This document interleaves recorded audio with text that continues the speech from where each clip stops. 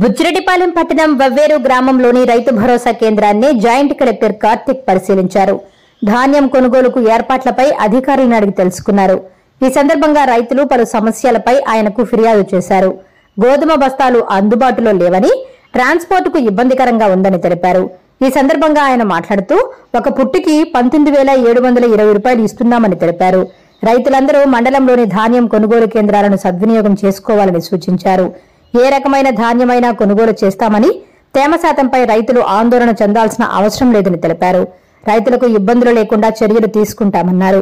రైతులు తమ దృష్టికి తీసుకువచ్చిన సమస్యలను పరిష్కరిస్తామని భరోసా కల్పించారు. రోజు వవ్వేరులో ధాన్యం కొనుగోలు కేంద్రం అనేది విజిట్ చేయడం జరిగింది. రైతులందరికీ కూడా ధాన్యం కొనుగోలు కేంద్రం ద్వారా 19,720 రూపాయలు పుట్టి చొప్పున గ్రేడ్ ఏ వెరైటీ కొనుగోలు చేస్తామని అవగాహన క్రియేట్ చేయడం జరిగింది.